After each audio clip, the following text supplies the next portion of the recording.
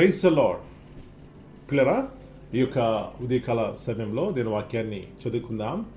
ఇర్మియా గ్రంథము 46వ అధ్యాయము 28వ వచనం. జెరమాయా 46 and verse 28. నా సేవకుడు అయిన యాకోబు, నేను నీకు తోడై ఉన్నాను, భయపడకము. Fear thou not, O Jacob, my servant, saith the Lord, for I am with thee. యేసు ప్రభువారి అతి శ్రేష్టమైన నామంలో పిల్లరా మీ అందరికీ శుభములు తెలియజేస్తున్నాను. మరి యొక్క నూతన దినాన్ని దేవుడు మనకి ఇచ్చారండి. దీని యందు సంతోషించి ఆనందించి ప్రభువుని గణపరచాలి. మంచిది. ఇక్కడ మరి యొక్క శ్రేష్టమైనటువంటి దేవుని యొక్క వాగ్దానాన్ని మనం చూస్తున్నాం. నా సేవకుడు అయిన యాకోబు, నేను నీకు తోడై ఉన్నాను, భయపడకము. పిల్లరా, ఈ వాగ్దానము లేకపోతే ఈ మాటలు ఇశ్రాయేలు ప్రజలు వింటున్నప్పుడు వారికి అవిశ్వాసం కలగవచ్చు, అపనమ్మకము కలగవచ్చు. ఇంకా చెప్పాలంటే మేమున్న పరిస్థితి ఏమిటి, ఈ మాటలు ఏమిటి, ఎక్కడ జరుగుతాయి? చూడండి, ఇలాంటి సందేహమే అవిశ్వాసం అంటారు. పిల్లరా, దేవుడు నాకు తోడుగా ఉన్నాడు అనే విశ్వాసం అనుకున్నప్పుడు భయం అనే దానికి మన జీవితంలో చోటు ఉండదు. ఎందుకంటే దేవుడు నాకు తోడుగున్నాడు కాబట్టి ఆయన సహాయం చేస్తారు. ఆయనకు నాకు ఏమి చేయాలో ఆయనకు తెలుసు. పిల్లరా, అది విశ్వాసము. నా ప్రియ సహోదరి, ఈ ఉదయకాల సమయంలో ఏ భయంతో నీవు ఉన్నావో నాకు తెలియదు, కానీ దేవుడు నాకు తోడుగా ఉన్నాడు అనే ఆ సత్యాన్ని గుర్తించినప్పుడు ఏ భయం కూడా నిలబడి చేయదు, ఏ యొక్క అవిశ్వాసం నిలబడి చేయదు. కానీ విశ్వాసంతో సాగిపోతావు, దేవుని కొరకు జీవిస్తావు. తద్వారా ఆత్మీయంగాను శారీరకంగా బలమైన వారిగా ఉంటామండి. ఇలాంటి ఉన్నతమైనటువంటి కృప దేవుడు ఉదయకాల సమయంలో మనందరికీ దయచేయనుగాక. ప్రార్థన చేసుకుందాం.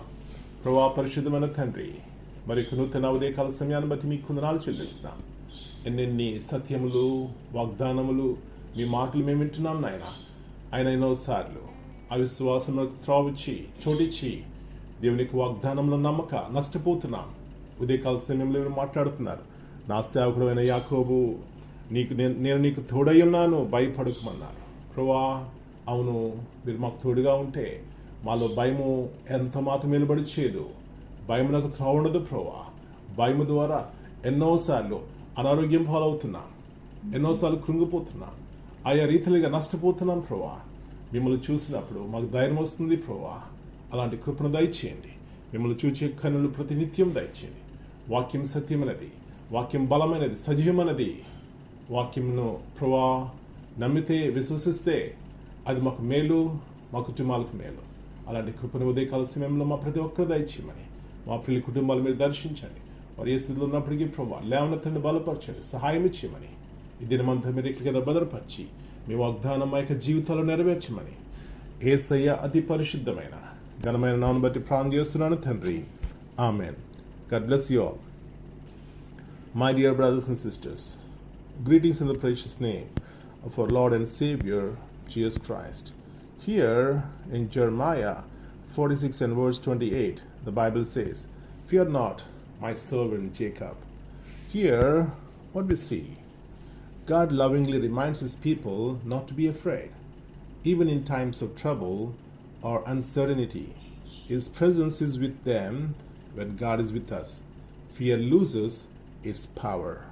Let us trust and put our confidence on this great God who could deliver us from every fear of this world. Amen.